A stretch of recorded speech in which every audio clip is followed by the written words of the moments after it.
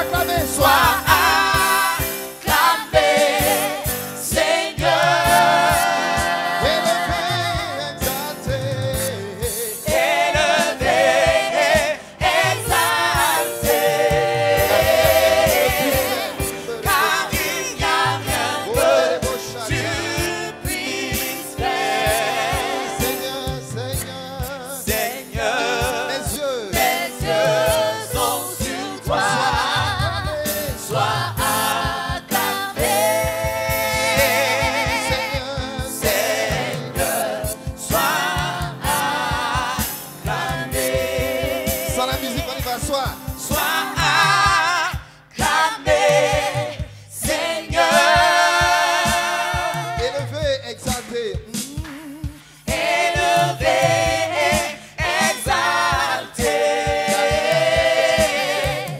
car il n'y a rien que tu puisses faire. Seigneur, Seigneur, Seigneur, mes yeux mes yeux sont sur toi.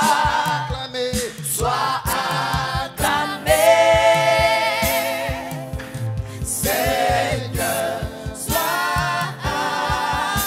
acclamé, Seigneur, sois acclamé. Seigneur, sois acclamé, Seigneur, sois acclamé, Une dernière fois. Seigneur, sois acclamé, Seigneur, sois acclamé. Est-il pas dit de recevoir les ovations des rachetés? Alléluia. Alléluia. Béni sois-tu, Seigneur. Béni sois-tu, Seigneur. Sois acclamé, sois honoré, sois glorifié. Ce matin, par tous les rachetés que tu as sauvés par le sang de l'agneau. Merci pour ta présence. Alléluia. Merci Seigneur. Amen. Que le Seigneur nous bénisse. On va s'asseoir. Merci à l'équipe de louanges, que le Seigneur vous bénisse abondamment.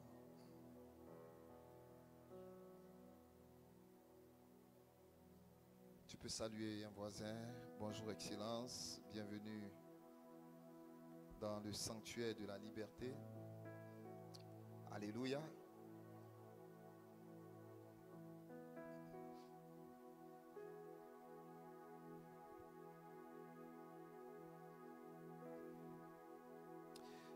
Que le nom du Seigneur soit béni. Alléluia. Est-ce que ça va? Ça va bien? Ça va? Jésus est au contrôle. Amen.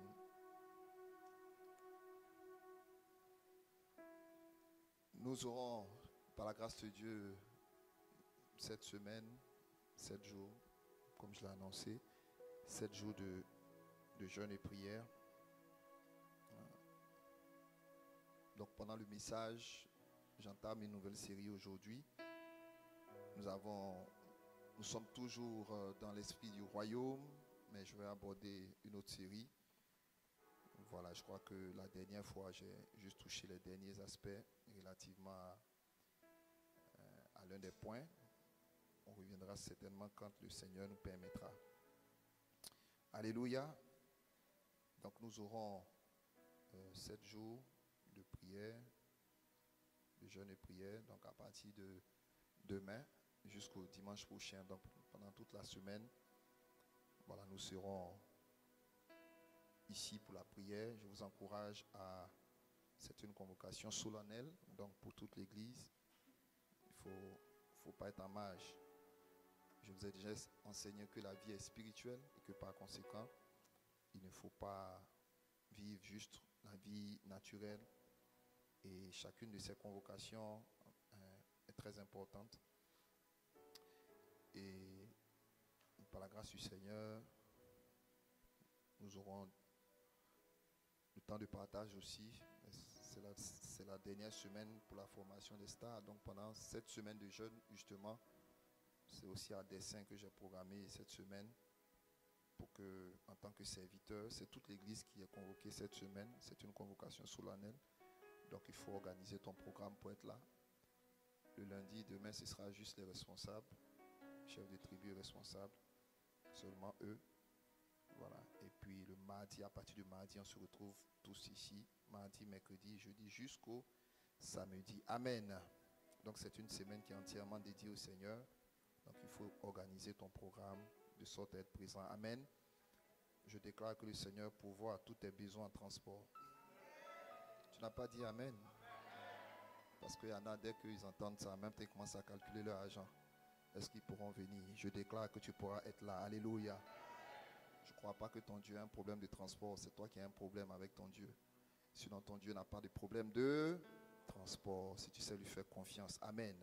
Voilà, expérimenter, c'est des petites choses que vous devez apprendre à expérimenter. Ça, c'est votre miracle au quotidien. Alléluia. Vous devez vivre ça. Vous devez vivre ça. Donc, prenez le contrôle, déclarez, appelez les choses à l'existence et vous allez être étonné. Vous allez voir comment Dieu pourvoit. Et vous allez comprendre qu'en fait, vous souvent s'inquiète pour peu de choses. Amen. Donc, je prie pour ça. Je déclare aussi pour tous ceux vraiment. Je sais que souvent, c'est des semaines très chargées. Je sais aussi qu'il y a souvent des embouteillages, tout ça. Mais je déclare que le Seigneur aplani la voie devant vous. Amen. Il vous permet de pouvoir arriver à temps. Il vous permet, même si c'est pour suivre les 30 dernières minutes, il vous permet d'être là. Alléluia. Il aplani la voie devant vous. Il dispose du temps, les circonstances, même au travail. Il fait de sorte à ce que vous puissiez vous libérer facilement. Amen. Je le dis parce que quand on est dans une semaine de prière, tout ça, il faut prendre ça en compte. Voilà. Mais toi aussi, tu dois te battre. Tu dois te dire, Seigneur, c'est une convocation. Je dois être là parce que ça peut être une semaine de visitation. D'ailleurs, ce sera une semaine de visitation puissante. Amen. Est-ce que tu crois? Est-ce que tu crois? Alors, qu'il en soit fait selon ta foi. Amen. Voilà. Donc tout à l'heure, je donnerai les détails. J'ai aussi dit que nous allons remplir, nous allons vous envoyer le formulaire. Il est déjà prêt. C'est un formulaire où vous allez inscrire des personnes pour lesquelles nous allons prier.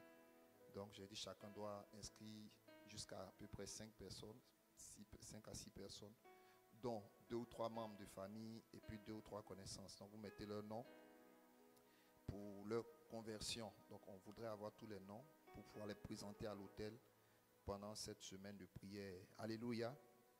Donc n'oubliez pas, le formulaire sera disponible tout à l'heure lorsque vous serez dans les tribus. Ce sera déjà disponible dans vos différents groupes. Vous n'avez qu'à aller et puis renseigner. Amen. Voilà. Et par la même occasion, nous allons enchaîner à partir donc de demain jusqu'à la fin du mois de mars et de juin. Donc du 22, lundi 22 jusqu'au 30 juin, ça nous fait exactement 100 jours. Et le Seigneur m'a mis à cœur que nous ayons une chaîne de prière pendant ces 100 jours. Dis Amen. Dis Amen. Voilà, ce n'est pas 100 jours de jeûne et prière, je dis bien 100 jours pendant lesquels nous aurons une chaîne de prière. Ça fait exactement 3 mois. Ça fait 3 mois et quelques. Voilà, donc nous n'allons pas arrêter de prier pendant ces 3 mois. Amen.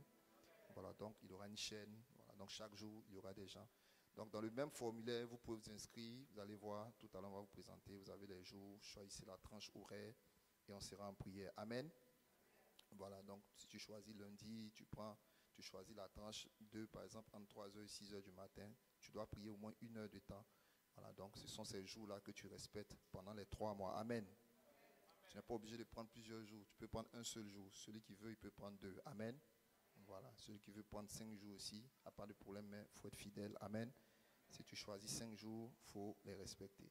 Sinon, c'est minimum 1 jour que nous sommes invités à prendre. Et ce n'est pas obligatoire. Mais je vous encourage vraiment à vous inscrire dans cette chaîne de 100 jours de prière. Amen. Voilà, donc nous voulons voir la gloire de Dieu. Nous voulons expérimenter sa présence. Nous voulons voir nos familles sauvées. Nous voulons voir notre nation visitée. Et en tant qu'Église, nous devons jouer notre rôle de sacrificateur. Est-ce que tu peux dire sacrificateur? Est-ce que tu peux dire je suis un sacrificateur? Alléluia. Voilà, si ma voix est un peu comme ça, c'est parce que... Est-ce que vous priez pour ma voix? Vous priez pour... Hein, priez pendant 30 secondes. Priez un peu que le Seigneur me renouvelle mes forces. Alléluia. Je vous laisse prier. Priez un peu pour moi. Alléluia. Merci Saint-Esprit.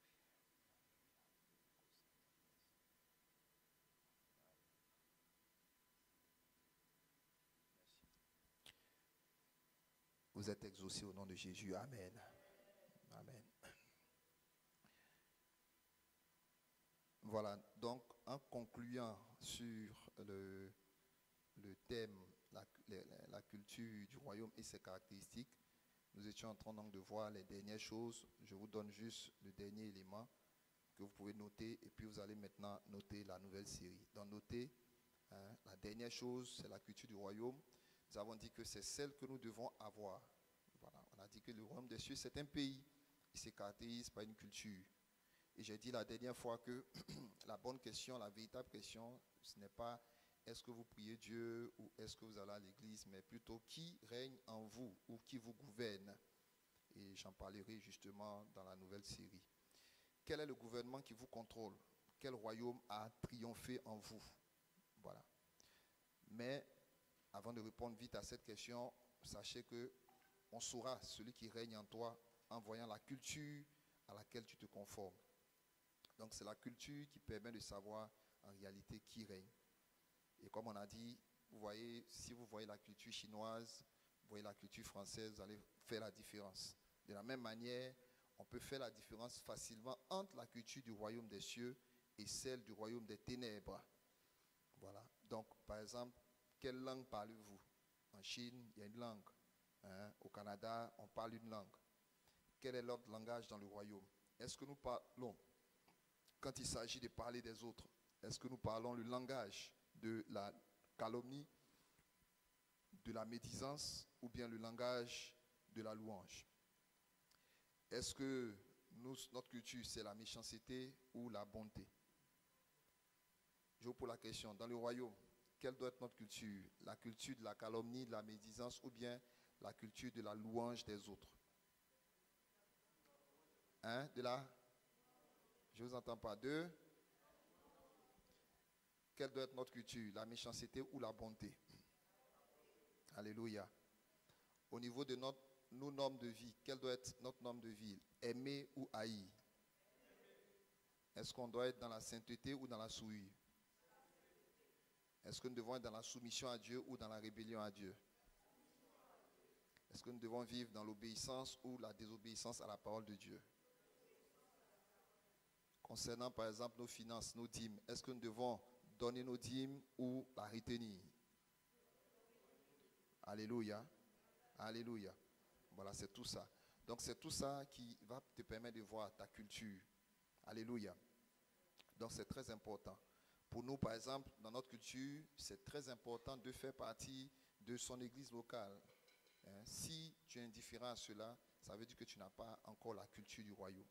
Donc c'est très important. Donc sachez que pour Christ, son épouse est très très importante et on l'appelle le corps de Christ, l'épouse. Et comme je l'ai dit, vous ne pouvez pas aimer une personne et ne pas aimer son épouse. Voilà. C'est comme si vous dites à quelqu'un, je t'aime mais je n'aime pas ton corps, je n'aime pas ta tête, je n'aime pas ton bras. Voilà. Si tu aimes un homme, tu dois aimer aussi sa femme. Amen. Si tu m'aimes, tu dois aimer maman Yo. Alléluia. Celui qui dit il m'aime et qui n'aime pas maman Oyoa, c'est un menteur. Oui, c'est comme ça. Voilà. J'ai dit la dernière fois, dans 1 Jean chapitre 4, que si quelqu'un dit, l'apôtre Jean dit, si quelqu'un dit qu'il aime Dieu qui ne voit pas et qu'il est son frère qui voit, c'est un menteur. Car comment peux-tu aimer Dieu que tu ne vois pas et prétendre aimer ton... c'est ça? Comment? Haïr ton frère que tu vois, voilà. C'est la même chose. Donc si tu aimes un homme, tu aimes sa femme. Parce que l'homme est la tête, la femme est le corps. C'est ça, non? Voilà. Donc pour vous qui allez vous marier bientôt, pour vous qui êtes déjà mariés, faites attention. Vous-même qui m'écoutez ce matin, vous qui me suivez en ligne, vous ne pouvez pas aimer un couple, vous aimez un, vous n'aimez pas l'autre. Je n'ai pas dit que tu dois t'entendre, je n'ai pas dit que tu peux connaître dans un couple l'homme et puis tu ne connais pas nécessairement la femme. Et si tu aimes vraiment un homme, si c'est ton ami d'enfance, si c'est vraiment, et que ton amour est authentique. Si ton amour est authentique, tu dois aimer la personne que lui il a décidé d'aimer. Alléluia. C'est comme ça. C'est pour ça, si vous avez quelqu'un qui vous aime et qui déteste votre conjoint, je vous conseille de fuir cette personne. Sinon, votre mariage va prendre un coup. Il ne faut pas sacrifier votre mariage par rapport à des amis. Alors, c'est comme ça. Et c'est des petites choses auxquelles vous ne faites pas attention. Et puis, vous laissez des gens venir. Voilà. Donc, il faut faire très attention. C'était une parenthèse. Amen. Donc, si vous êtes né de nouveau, Satan ne doit pas contrôler votre culture. Vous ne pouvez pas vivre en vainqueur une vie qui va honorer Dieu. N'oubliez pas, le royaume de Dieu est un pays et chaque pays se caractérise par une culture, pas par une religion, mais par une culture.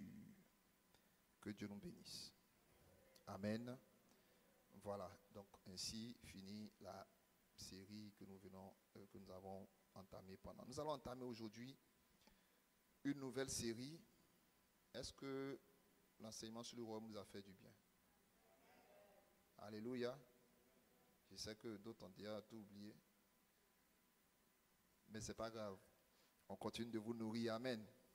Même si vous ne sentez pas, l'essentiel, recevez la parole. Vous êtes en train d'être nourris. Amen. Nous allons entamer une nouvelle série que j'ai intitulée Régner. On peut dire ensemble. Il faut dire régner comme sacrificateur et roi. Oui, prends encore. Régner comme sacrificateur et roi. Je n'entends pas bien. Et puis je ne te sens pas dire ça avec vie. Déclare. Régner comme sacrificateur et roi. Il faut dire je régnerai comme sacrificateur et roi. Dis je règne ici. Et maintenant. J'entends juste les deux rangées là. Les rangées du milieu là, vous ne parlez pas. Les deux rangées. On reprend. Je règne ici. Et maintenant. Comme roi et sacrificateur. Alléluia. Alléluia. Est-ce qu'on est ensemble? Ok. Alors, donc pendant cette semaine, nous aurons à prier, à jeûner et je voudrais déjà que vous écoutiez bien le message parce que toutes les instructions relativement au temps de jeûne seront données. Les textes bibliques que je vais partager, ça sera donné. Je vais vous donner aussi les sujets de prière clés, mais j'aimerais vraiment que vous soyez très attentifs pour comprendre l'esprit dans lequel nous sommes en train d'avancer. J'aimerais qu'on affiche pour moi Exode chapitre 19. Exode chapitre 19. Notez déjà ces références. Exode 19, verset 6. Notez les références. Exode 19, verset 6. 1 Pierre 2, 9 à 10. 1 Pierre 2, 9 à 10. Notez. Apocalypse 1, verset 5 à 7. Apocalypse 1, verset 5 à 7. Apocalypse 5, versets 9 et 10. Apocalypse 20, verset 6. On va lire toutes ces références-là parce que c'est vraiment le fondement de notre enseignement et c'est important. Ésaïe 61, verset 6. Romains 12, verset 1. Et 1 Pierre 2, verset 5. 5 à 9. Voilà. Vous avez noté tout ça. On va lire. Si la com peut nous aider, on va aller rapidement. On va aller avec la première référence, 1 Pierre 2, versets 9 et 10. Est-ce qu'on peut lire ensemble? 1 Pierre 2, 9 et 10. Vous y êtes? On peut lire ensemble?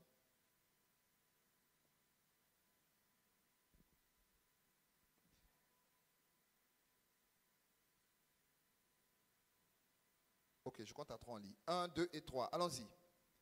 Vous, il y a une virgule, il y a une virgule, il y a une virgule. On reprend. 1 et 2. Vous êtes une race élue, un sacerdoce royal, une nation sainte, un peuple acquis, afin que vous annonciez les vertus de celui qui vous a appelé des ténèbres à son admirable lumière. J'avais demandé d'abord Exode 19. Pourquoi on m'affiche 1 Pierre 2? J'ai dit d'abord Exode 19, verset 6. Il faut afficher ça d'abord. Ok. Exode 19, verset 6.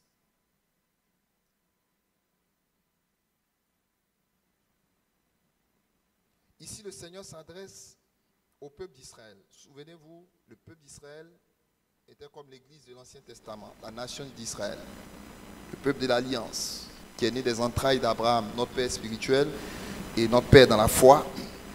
Voici ce qu'il dit en Exode 19, 1, 2 et 3. Vous serez pour moi un royaume. Ok. Très bien. On reprend 1 et 2. Vous serez pour moi un royaume. Oui. Amen. Vous remarquez bien, ici le verbe est employé à quel temps? Le verbe être. C'est être, non? Vous serez, oui. C'est à quel temps? Vous serez. Est-ce que tu peux dire vous serez? Nous sommes en Exode, n'oublie pas, nous sommes en Exode. Donc la pensée de Dieu, c'est que cette nation-là, il dit vous serez. Mais chemin faisant, cette nation, c'est en quelque sorte un peu disqualifiée, pas pour tout le temps, mais n'a pas reconnu son Messie. Et donc ça nous a donné l'opportunité, à nous les païens, nous les gentils, qui n'étions donc pas d'Israël, de pouvoir recevoir le salut. Mais n'oubliez pas, nous sommes connectés à la branche. L'apôtre Paul dit dans Romains, chapitre 11, qu'il ne faut pas se moquer au détriment, parce que ce n'est pas nous qui portons Israël, c'est Israël qui nous porte. Alléluia. Nous sommes Olivier hanté, c'est-à-dire que nous avons été greffés. Donc n'oublie pas que l'Église, la vie chrétienne aujourd'hui, même si aujourd'hui vous nous voyez dans tous les peuples, toutes les nations, les gens adorent, n'oubliez pas qu'il y a un arbre en bas et les racines là, c'est Abraham, Isaac et Jacob. Amen. Donc ne perdez pas ça de vue. C'est pour ça qu'il faut toujours prier pour Israël. Parce que c'est notre source, c'est Israël. Le salut vient des Juifs. Amen. Donc ici, il dit au peuple d'Israël, vous serez pour moi un royaume de sacrificateurs. Si on dit un royaume de sacrificateurs, vous avez quoi dedans, dans le royaume? On a des rois. Sacrificateurs, on a quoi? Sacrifice. Quel autre mot on peut tirer de là? Sacerdoce, merci. Quel autre mot on peut tirer de là? Sacré, merci. Alléluia. Donc, un royaume. Donc, un groupe, un royaume des rois. On vient de parler d'un royaume inébranlable. Donc, ici, voici le projet de Dieu de faire de nous un royaume de sacrificateurs. Maintenant, regardons dans 1 Pierre 2. Regardez cette fois le temps que l'apôtre Pierre emploie. Il ne va plus dire vous serez. On y va. 1 Pierre 2, on relit maintenant ce qu'on a lu tout à l'heure. 1 Pierre 2, verset 9. On y va. 1 et 2.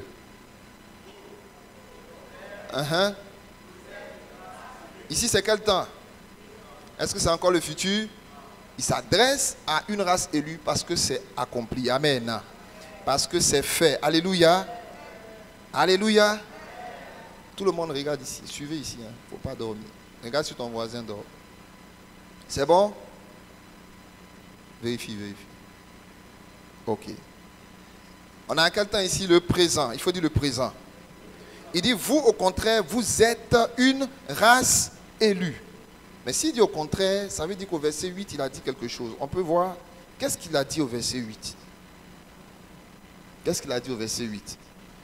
Il dit ici, heurte pour n'avoir pas cru à la parole. Et c'est à ceux-là qui sont destinés. Donc il donne un peu une description de tous les incrédules, de tout ça. Mais il dit, pour nous qui avons cru, il dit au verset 9, vous au contraire, vous êtes une race élue. Il faut déclarer, je suis une race élue.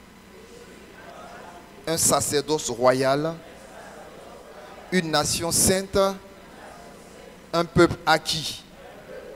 Pourquoi est-ce que nous sommes tout ça? Afin, allons-y, 1 et 2, afin que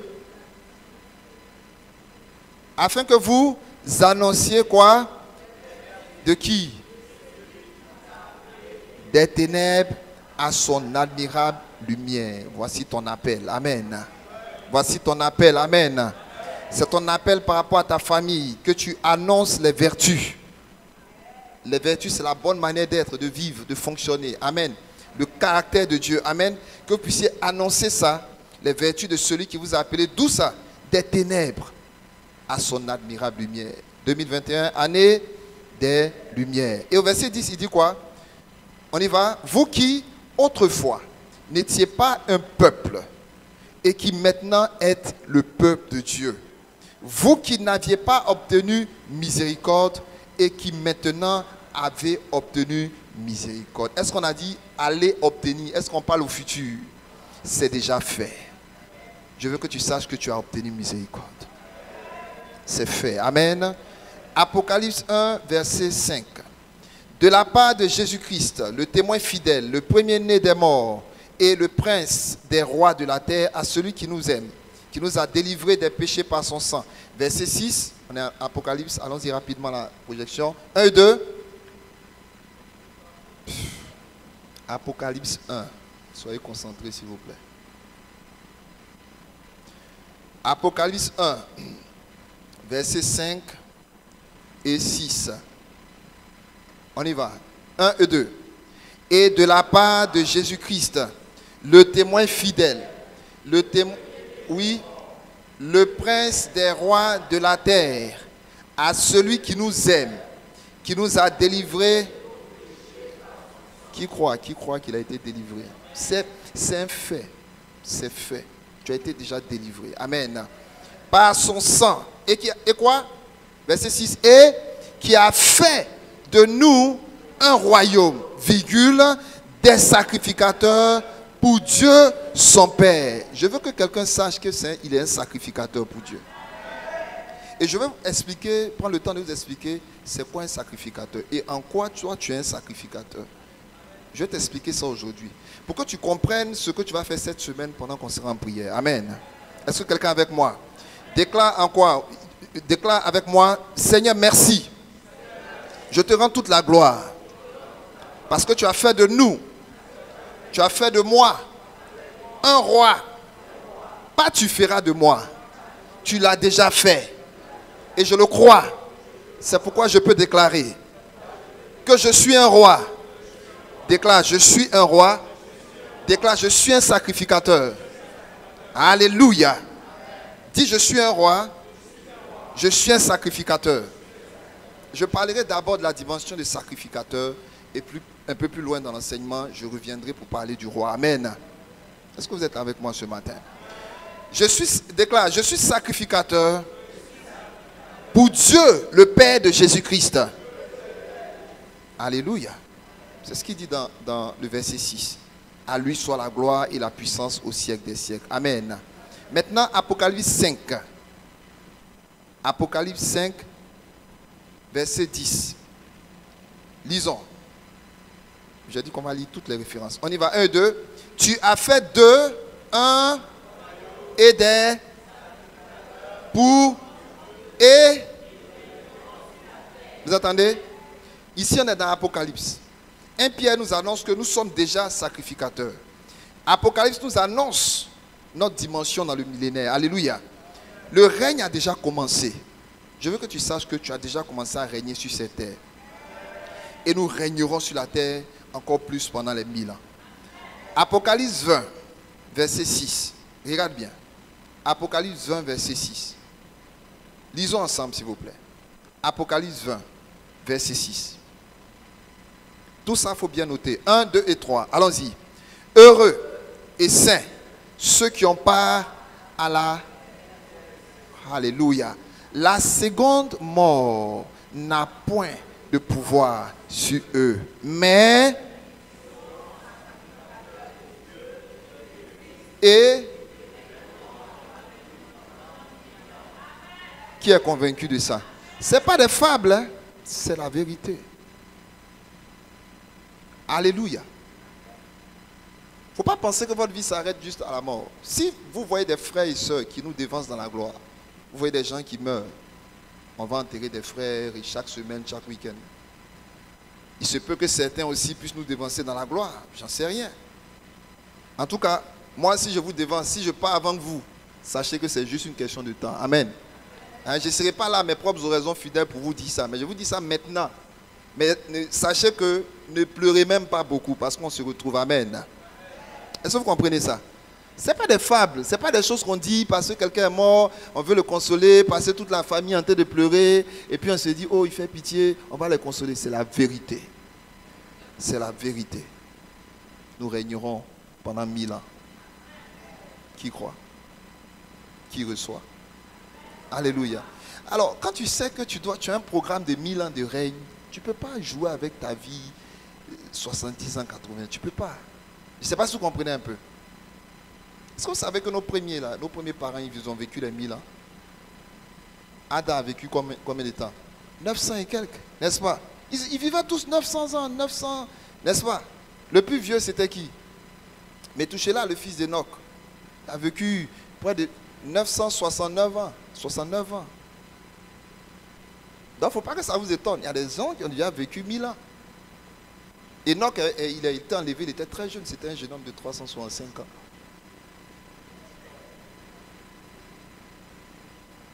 À 365 ans, le petit a disparu. Ah, on dit, mais Dieu, et on fait les annonces dans les journaux, Enoch a disparu. Parce que quand il a eu 65 ans, il était très jeune quand il a eu son premier enfant, à 65 ans. C'était un fiston. 65 ans. C'est là qu'il a eu son fils. Il a nommé son fils Métouchéla. Métouchéla, son nom veut dire prendre une flèche qui va atteindre sa cible. Donc, à l'âge de 65 ans, il a rencontré Dieu quand l'enfant est né. À l'âge de 65 ans, quand il avait 65 ans, c'est là que Enoch a rencontré Dieu. C'est quand il a eu 65 ans qu'il a rencontré Dieu. Et ça coïncidait avec la naissance de son premier fils. Il lui a donné le nom. J'ai tiré une flèche qui a atteint son but. Ça veut dire qu'à la naissance de mon fils, ma vie a eu un sens. Ma vie a atteint son but. Et la Bible nous dit qu'à partir de la naissance de Métouchéla, à l'âge de 65 ans, Enoch a marché avec Dieu pendant 300 ans. Donc, au bout de 365 ans, quand il fêtait son anniversaire, ou un peu avant, ou un peu après, un matin, il a disparu. Vous imaginez une vie chrétienne pendant 300 ans. Et ce n'est pas aujourd'hui, il marche, demain il tombe, hein, de gloire en gloire en gloire. Pendant 300 ans. Et au bout de 300 ans, Dieu dit, petit, il faut venir, tu n'as plus rien à faire sur la terre. Enoch, c'est un type de l'enlèvement de l'Église. Vous comprenez? Il n'a pas connu la mort. Il est parti simplement. Et comme j'ai dit, très jeune. Parce qu'à l'époque, tout le monde vivait 900 ans, 800 ans, 700 ans. Voilà. Donc si vous divisez, maintenant après, Dieu a divisé l'âge. Il a dit, mon esprit ne contestera pas toujours avec l'homme. Et il a dit, ces jours ne seront que de 120 ans. Et puis après, il a diminué encore. Donc Moïse lui, il a fait 120 ans, mais il allait écrire que nous, on va vivre 70 à 80. Je ne sais pas pourquoi. Bon, c'est pas grave. Sinon, voilà. Sinon, lui, il a atteint 120. Il dit, bon, les plus robustes atteignent 80, tout ça. Mais généralement ici, quand nos gens atteignent 80, vraiment, ils ont vécu. Sinon, 70 ans, 80 ans, voilà, durée de vie. Donc quand vous divisez ça, c'est un dixième. Ce qu'on vit actuellement là. On vit la dîme de la vie normale. Et Adam et Ève ont vécu 900 ans, c'est parce qu'ils ont péché. Et je vais vous expliquer une fois ici que le fait qu'ils vivent 900 ans, c'est parce que juste après leur péché, la quantité de sainteté, de divinité en eux était tellement grande que pour mourir même c'était un problème. C'est pour ça que ça mettait autant de temps. Mais plus le temps avançait et le péché augmentait, leur espérance de vie se réduisait. Est-ce que vous comprenez un peu? Juste après leur péché, ils devaient vivre éternellement. Mais la chute a fait qu'ils ont vécu. Mais le péché qui est en Adam, le temps que ça détruit ses cellules, il fallait 900 et quelques ans pour qu'il meure. Est-ce que vous me comprenez? Est-ce que vous me comprenez? Vous avez la vidéo sur le corps humain? Affichez-moi ça, s'il vous plaît. Je veux que vous compreniez quelque chose. C'est très important ce que je dis. Tout ce que je suis en train de vous expliquer a un lien. Je vous ai dit que je vais bientôt venir vous expliquer la conduite spirituelle à tenir par rapport à tout ce qui est en train de prendre place, les pandémies, tout ça. Parce que vous devez comprendre la dynamique spirituelle. Qu'est-ce qu'on fait? Qu'est-ce que vous faites? Est-ce que vous avez les... bon, soit la vidéo, bien juste quelques images. Vous avez quelques images? Je vais vous montrer un peu le corps. Et puis je vais vous poser une question. Ok. Très bien. Voilà, vous voyez ça? Ça, c'est le corps humain. Tout ce que vous voyez ici, c'est les différents systèmes. Première question que je vous pose. Est-ce que Adam et Ève avaient les mêmes éléments? Je vous entends? Donc, on a le système osseux, le système nerveux, donc tout ce qui est nerfs et tout ça. On a le système musculaire, le système reproducteur. Adam avait ça? Je ne vous entends pas. Hein? Le système épurateur qui va évacuer tout ça. Le système circulatoire, système endocrinien, digestif et respiratoire. Montrez les diapos individuels maintenant. Regardez tout ça. Vous pensez que si on prend... Non, reviens. Si vous prenez Ève, vous pensez qu'elle avait tout ça? Il y a 5 personnes qui disent oui, les autres... Non, mais vous pensez que Ève était quoi? Extraterrestre.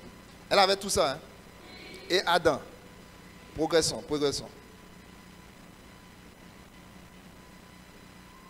C'est le même cerveau qu'on a, non? On me croyait que pour eux, là, il n'y avait pas tout ça. Il y avait? On progresse.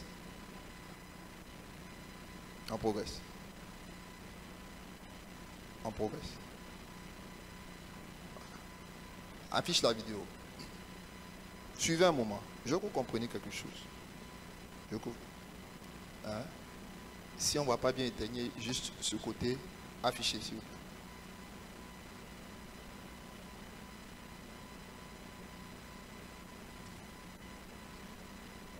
On va afficher ça en 2 minutes hein, au lieu de 4. Donc vous allez avancer. La coopérativité qui existe entre quelques organes du corps humain. Coopérativité essentielle pour garantir le bon fonctionnement et l'intégrité de ce dernier. Cette vidéo fait partie intégrante d'un MOOC sur l'énergie dans le vivant. Ainsi, la coopérativité illustrée dans cette vidéo est en outre essentielle pour permettre les flux d'énergie à travers les différentes structures qui composent l'organisme pour en assurer la vie. Vous voyez apparaître au sein de la cage thoracique le système pulmonaire, composé de 2 poumons. Qui a fabriqué cette machine extraordinaire? C'est qui? Qui croit? Touche ta voisine. On va te déplacer à cause du climatiseur, là, c'est quoi sur son lit? Oui? C'est qui? Oui. Progresse. Intégrante d'un MOOC sur l'énergie dans le vivant, la coopérativité illustrée dans cette vidéo est en outre essentielle pour permettre les flux d'énergie à travers les différentes structures qui composent l'organisme pour en assurer de l'air qui part de la bouche. Ainsi, de l'air provenant du milieu extérieur peut pénétrer dans les poumons lors de l'inspiration, et au contraire, à l'expiration, lorsque l'ensemble thoraco-pulmonaire revient à sa position initiale, l'air ressort vers l'extérieur. Entre-temps, au niveau de minuscules structures élémentaires qui composent le tissu pulmonaire et que l'on appelle alvéoles, des échanges gazeux peuvent s'opérer avec le sang circulant dans de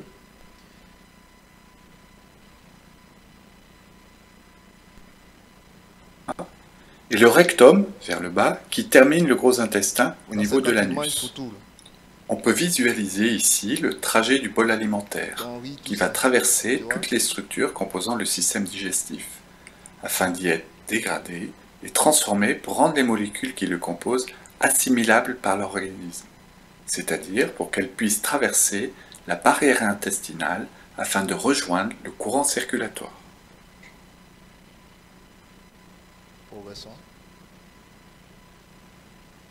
En oxygène, mais enrichi en déchets métaboliques, après passage par les différents organes, représentés ici en bleu.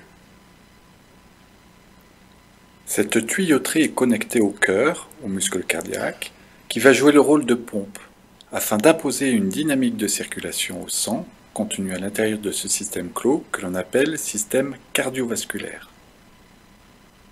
La pompe cardiaque, en se contractant, permet au sang de parcourir l'ensemble du système vasculaire qui irrigue la quasi-totalité des structures composant l'organisme, pour y apporter des éléments nécessaires à la vie des cellules et drainer des déchets pour les amener vers les organes qui seront chargés de les éliminer.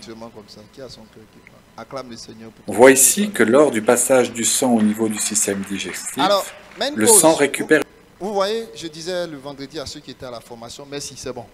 Je disais le vendredi à ceux qui étaient à la formation que vous imaginez que lorsque Dieu a mis Adam, c'était d'abord une masse agileuse.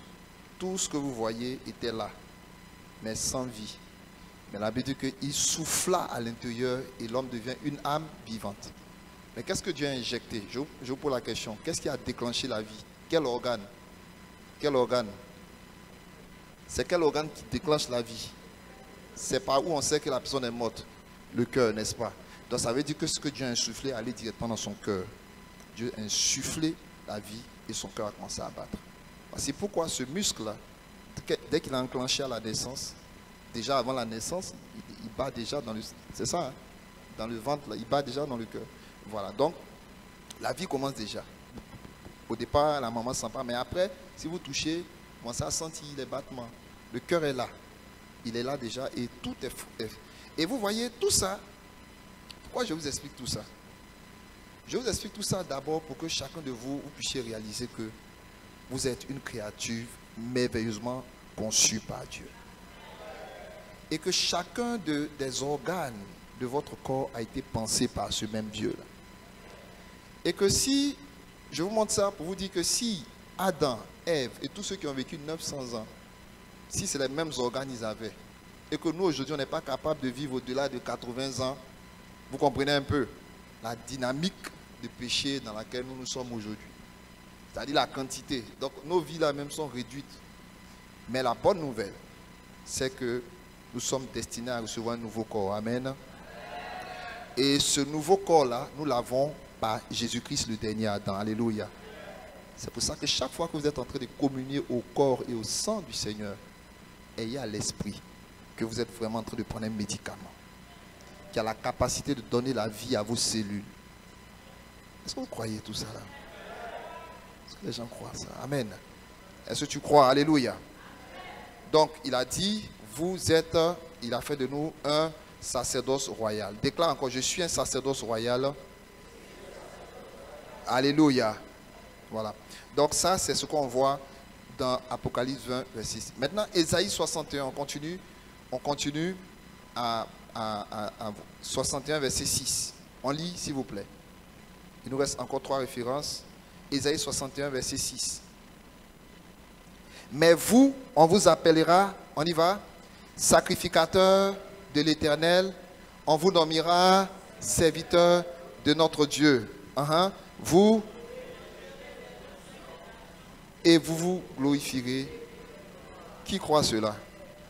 Et si vous avez pris le temps de bien observer, vous allez voir que chaque fois qu'on parle du règne, on parle aussi de la manifestation, de posséder aussi les richesses. Amen.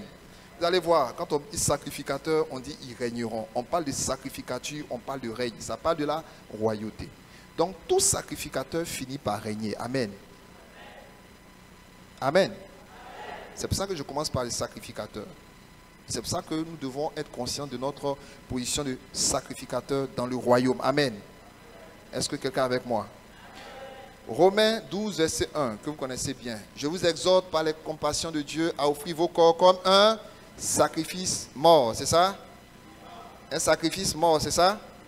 Un sacrifice vivant, saint, agréable à Dieu, ce qui sera de votre part un culte raisonnable, une vraie adoration, un culte intelligent. Vous comprenez? Ce qui sera de votre part un culte, donc une adoration. Donc regardez bien, sacrifice vivant. Il faut dire sacrifice vivant. Donc en tant que sacrificateur, qu'est-ce que je fais? J'offre mon corps comme un sacrifice vivant. Amen. Dis mon corps. Dis mon corps. Pour servir Dieu, il faut ton corps. Alléluia. Il dit dans Ésaïe, on vous appellera sacrificateur de l'Éternel, on vous nommera serviteur de Dieu. Donc, qui parle de sacrificateur parle aussi de ta dimension corporelle et spirituelle. Si vous voyez ici, j'ai ma bouteille d'eau. Si vous devez me donner de l'eau, je vous dis par exemple, servez-moi de l'eau, vous allez m'envoyer ça dans un récipient. On est d'accord? soit dans un verre. Maintenant, si vous m'amenez l'eau, puis je dis non, je ne veux pas de verre, vous envoyez une bassine, je dis je ne veux pas de bassine. Est-ce que vous pouvez transporter l'eau sans un récipient? Qui croit que c'est possible de transporter l'eau? Qui croit que ce n'est pas possible? Donc, il faut quoi? Un récipient. Donc l'eau que vous voyez ici à l'intérieur de ma bouteille, elle est là parce qu'il y a un récipient. Et de la même manière, nous sommes des esprits. Mais est-ce que nous sommes des esprits qui nous promenons comme ça sans un corps? Nous avons une âme. Est-ce que notre âme se promène sans un corps? Alors si je veux voir par exemple, mon frère, si je vois par exemple Taylor, et puis je dis Taylor viens, qui va arriver ici? Est-ce que son esprit seul peut venir? Taylor viens. Viens. Non, je veux que tu laisses ton corps, viens juste. Laisse ton corps là-bas. Bon, je vois à quoi d'autres pensent. D'autres. Ok. Non, je te comprends. Mais oui, il y a cette dimension-là, effectivement, où ton corps est couché et puis ton esprit se promène. Ok. Je sais que d'autres font ça. Mais c'est possible, c'est possible. Mais est-ce que j'explique ici, c'est quoi? C'est que si tu dois servir Dieu, tu ne peux pas nous dire non, on n'a qu'à se contenter de ton esprit. On a besoin de ton corps. Amen. Ou bien, venez, on va nettoyer le temple. Tu dis non, mon esprit est avec vous. Ton esprit prend la serpillère. Pendant que nous, on est ici en train de suer, on soulève les choses. Toi, tu dis non, toi, ton esprit. S'il vous plaît, demandez à tous ceux qui sont dehors de rentrer. Il faut venir suivre. On n'est pas venu pour faire des activités. Venez d'abord adorer Dieu, venez recevoir sa parole. Pas être distrait. Tout le monde, venez écouter la parole. C'est ce qui va vous faire du bien. Répare tout ça, ça peut attendre. Demandez à tout le monde d'entrer. Dis mon esprit. Donc il est impossible pour toi de servir Dieu juste avec ton esprit sans ton corps. C'est pour ça qu'il dit, je vous exhorte à offrir vos corps comme quoi? Un sacrifice vivant. Vous voyez que ce n'est pas mort, c'est vivant. Si on amène tout de suite un cadavre ici, on dépose juste un corps ici, est-ce que ça vous arrange? Non. Pourquoi on va enterrer les cadavres? Parce qu'on n'en a plus besoin. On a beau pleurer, mais en fin de compte, on doit aller mettre ça dans une fosse. On doit aller enterrer ça. C'est vraiment très très important. Donc le Seigneur ne veut pas que tu lui offres un cadavre. C'est pour ça que de ton vivant, tu dois servir Dieu. Tu n'as pas dit Amen? C'est de ton vivant que tu dois prendre ton corps pour prier. Alléluia. Pour servir Dieu, pour faire de la bienveillance, pour aider tes frères, ainsi de suite. C'est pendant que tu es vivant. Il faut dire, je suis un sacrifice vivant. Il faut dire, Seigneur, je t'offre mon corps. Je t'offre mon âme et mon esprit. Alléluia. Alléluia. Voilà. Et 1 Pierre 2, ça on a 1 Pierre 2, juste le verset 5. Et vous-même, comme des pierres vivantes, édifiez-vous. On y va. Et vous-même. Oui. Très bien.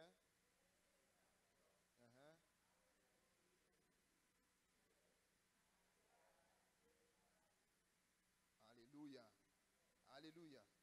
Donc nous avons besoin de faire quoi? De nous offrir comme il dit un saint sacerdoce afin d'offrir des victimes spirituelles agréables à Dieu. Ça veut dire qu'aujourd'hui on n'amène pas les victimes des animaux, mais on amène quoi? Des victimes spirituelles. Alléluia. Et pour amener des victimes spirituelles, toi-même tu dois t'offrir comme un esprit. Alléluia. Et pour ça tu offres ton corps. Tu dis Seigneur, je me livre en tes mains, que ma vie serve à te glorifier. Alléluia. Et donc le Seigneur a dit que nous serons donc sacrificateurs. Sacrificateurs, il a fait de nous un royaume et des sacrificateurs. J'aimerais, avant qu'on ne puisse finir, vous donner quelques éléments importants avec lesquels nous allons prier, non seulement pendant cette semaine, mais qui seront aussi des éléments sur lesquels je vais continuer l'enseignement. Alors, j'aimerais qu'on lise un texte dans Nombres chapitre 16, notez cette référence très importante. Nombres 16, 41, à partir du verset 41. Nombres 16, à partir du verset 41. Disons, Dès le lendemain, toute l'assemblée des enfants d'Israël murmura contre Moïse et Aaron en disant: vous avez fait mourir le peuple de l'Éternel. On continue. Comme l'assemblée se formait contre Moïse et Aaron, et comme ils tournaient les regards vers la tente d'assignation, voici la nuée la couvrit et la gloire de l'Éternel apparut. Le contexte ici, c'est que le peuple était, il y avait eu déjà avant ça, il y avait eu la rébellion comment il s'appelle, de Corée. Hein, de Corée, tout ça, et à la suite de ça, comme vous savez, il y a eu des morts. Le sol s'est ouvert, la terre s'est ouverte, ça a englouti Corée, en tout cas les gens de sa maison, avec d'autres personnes. Et juste après ça, il y a eu encore une rébellion contre Moïse et Aaron, hein, les deux leaders spirituels. Et la Bible dit que pendant qu'ils étaient en train de murmurer, de faire des palabres, tout ça, Dieu va descendre. La Bible dit, la nuée la couvrit et la gloire de l'Éternel apparut. Suivez bien. Verset 43, suivez bien ce qui va se passer. Moïse et Aaron arrivèrent devant la tente d'assignation. Et l'Éternel parla à qui? Et qu'est-ce que le Seigneur dit à Moïse? Il dit, retirez-vous du milieu de cette assemblée et je les consumerai en un instant. Et ils tombèrent sur leur visage. Regardez bien. Quand Dieu a vu ce qui est en train de se passer, il a convoqué les deux leaders. Il dit à Moïse, retirez-vous, parce que je vais consumer ce peuple. Mais est-ce que vous savez que quand Dieu est en train de parler comme ça, ce n'est pas que sa parole, elle s'exécute. Quand Dieu dit une chose, la chose arrive. Amen. Le psaume 33 dit, tu dis la chose arrive, tu ordonnes, elle existe. Dès que Dieu a mentionné ça, regardez ce qui va se passer. Moïse et Aaron font quoi? N'oubliez pas, nous sommes en train de parler de sacrificateurs. Moïse et Aaron font quoi? Ils tombent comment? Sur leur visage. Et regardez ce que Moïse fait au verset 46. Moïse dit à Aaron, disons ensemble, il lui dit quoi?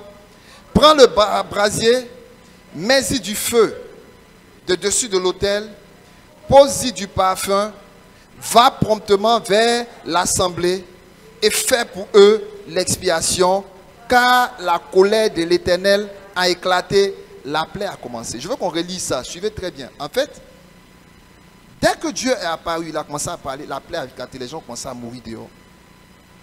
Pendant que la plaie est en train de frapper, comme la pandémie frappe, comme les maladies sont en train de frapper, comme les gens sont en train d'être tués par toutes sortes, le diable est en train de détruire. Deux sacrificateurs. Bien sûr, Aaron était le prêtre, Moïse était le prophète, mais ils sont tous deux de la même lignée. Moïse était comme Dieu pour Aaron. Donc comme Moïse, il parlait à Aaron et puis Aaron exécutait les choses. Et Moïse dit à Aaron, prends le brasier. Mets-y du feu de dessus de l'autel. Pas n'importe quel feu. Quel feu? Le feu pris sur l'autel. Troisièmement, pose-y du parfum. Va promptement vers l'assemblée et fais pour eux l'expiation. Car la colère de l'Éternel a éclaté. La plaie a commencé. Il faut dire waouh. Regardez le verset 47. Aaron fit quoi? Aaron prit le brasier, comme Moïse avait dit, et courut au milieu de l'assemblée. Il courut, vous voyez. Pourquoi? Parce qu'il y avait urgence. Les gens étaient déjà en train de tomber. Les gens étaient déjà en train de mourir. Je veux que vous compreniez quelque chose. Pendant que vous êtes assis ici, pendant que vous êtes tranquille, en train d'avoir peut-être des préoccupations qui ne sont pas les préoccupations de Dieu, la plaie est en train de frapper. On a des frères qui meurent. On a des cousines qui meurent. On a des collègues qui meurent. On a des voisins de quartier qui meurent. Nous, on a un groupe dans notre quartier là-bas. Chaque semaine, il y a quelqu'un qui meurt. Il y a tout le temps des gens meurent. Pendant que nous sommes en train de peut-être d'être occupés, d'être distraits, d'être préoccupés par d'autres choses, la plaie, le diable est en train de faire mourir les gens. Suivez-moi très bien. Et qu'est-ce qui va se passer? Les gens commencent à mourir. Le verset dit, Aaron prit le brasier. On y va? Aaron prit le brasier, comme Moïse avait dit, et courut au milieu de... Question. Pourquoi il court? Est-ce qu'il a pris le brasier et puis il allait comme ça en traînant les pas? Il a fait quoi? Pourquoi il court? Pourquoi il devait se dépêcher? J'entends pas. Il y a une urgence. Et l'urgence c'était quoi? La plaie avait commencé. Et qu'est-ce qui se passait? Les gens étaient en train de mourir. Et donc le sacrificateur ne pouvait pas dormir. Malgré le... Et puis vous voyez, il y a une chose qui est incroyable. C'est que celui qui est en train de courir, là, c'est lui on critiquait. Est-ce que quelqu'un me suit? Celui qui est en train de courir, là, c'est lui on critiquait. C'est lui on insultait. C'est lui on ne considérait pas. Mais la Bible s'attend à ce que ce soit lui qui aille arrêter la plaie. Sacrificateur et roi. Frères et sœurs, je vous dis quelque chose. Si nous voulons faire le travail de Dieu, il nous faudra avoir des entrailles de miséricorde. Si nous voulons prier pour le salut de nos familles, si nous voulons prier pour que le règne de Dieu descende, si nous voulons être des lumières, nous allons devoir avoir une disposition de sacrificateur. Et ici, vous voyez, c'est le premier prêtre, c'est Aaron. Regardez ce qu'il est en train de faire. Il sait qu'il y a une urgence. Ce n'est pas le temps de rester là, dire non, ils m'ont insulté, non, ils ne m'ont pas respecté. Ce n'est pas le temps. Les gens sont en train de mourir. Et qu'est-ce qu'il a fait? La Bible dit, il a couru. Et qu'est-ce qu'on a constaté? Voici, la plaie avait commencé. Où ça? Parmi le peuple. C'était même pas lui qui était. Mais la plaie avait commencé où ça? Parmi le peuple. Et qu'est-ce qu'il fait? Il offrit le parfum et il fit l'expiation pour le peuple. Regardez bien. Regardez la suite. Je veux qu'on lise maintenant. 1 et 2. Il se plaça entre les morts et les vivants et la plaie fut arrêtée. C'est la position que tu dois adopter. Et c'est cette position que nous allons adopter à partir de maintenant. Alléluia. Pendant ces 100 jours, pendant lesquels nous serons dans la chaîne de prière, pendant ces 7 jours de jeûne et prière, en tout cas pendant tout ce temps-là, jusqu'à ce qu'on aille même jusqu'à la fin de l'année, alléluia, tu dois prendre la résolution de te placer entre les morts et les vivants. Qui va prendre cette résolution? De dire, comme sacrificateur de l'Éternel, je vais me placer entre les morts et les vivants. Les gens sont en train de mourir. Les vivants, ça représente Dieu, ça représente Moïse et Aaron, qui sont les vivants. Mais les morts, c'est tous ceux qui sont en train d'être frappés par toutes sortes de choses, ils sont en train de mourir. Il faut, ce que je veux vous dire, c'est quoi? Il faut un sacrificateur pour se placer entre les morts et les vivants, pour que la plaie s'arrête. Et la Bible dit qu'il a fait de nous des sacrificateurs. Est-ce que quelqu'un est avec moi? Et je veux que vous compreniez ici que ce qu'il est en train de faire, j'aurai l'occasion d'expliquer ça dans la semaine. Le brasier, il allait prendre tout ça là. C'est la prière. L'autel de prière. Les choses qu'il a mis là-dessus. Le parfum qui est monté pour que la plaie s'arrête. Il faut que la plaie s'arrête dans nos villages. Des gens qui meurent chaque semaine, chaque week-end par la sorcellerie. Il ne faut pas rester, on va regarder comme des spectateurs et puis dire non. La Bible nous appelle à nous placer où? Entre les morts et les vivants. Alléluia. Pour que la plaie s'arrête. Écoutez bien. Il se place entre les morts et les vivants. Et la plaie fut arrêtée. Donc il faut un homme, une femme qui va se tenir dans la prière pour dire Seigneur, il faut que la plaie s'arrête. Et tu es cet homme et cette femme qu'il a choisi. Et la Bible dit au verset 49, il eut, regardez bien, malgré le fait qu'il a couru, il eut combien? Lisez vous-même, il eut combien? Qui mourut outre ceux qui étaient morts à cause de Corée. Juste avant, il y a eu un groupe qui sont morts. Et en plus de ça, il y a eu combien? 14 700 morts qui se sont ajoutés.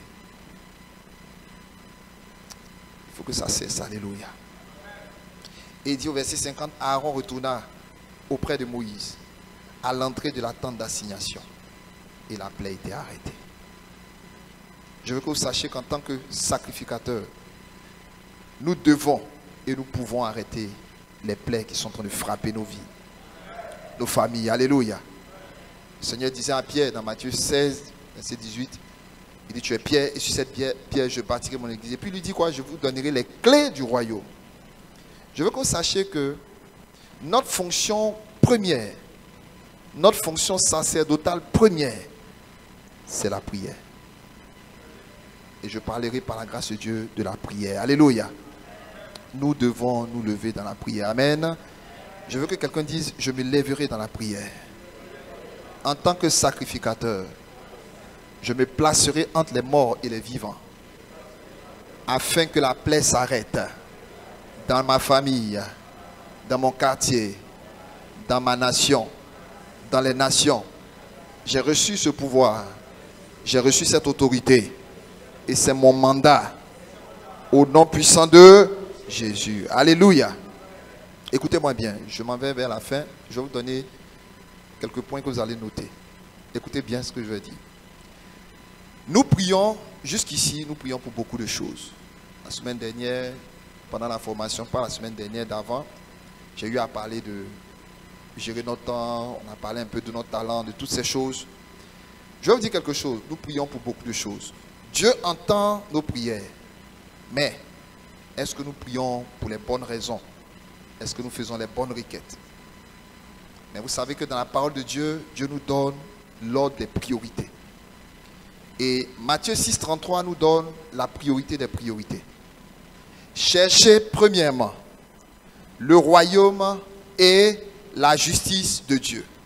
Et toutes ces choses vous seront données par-dessus.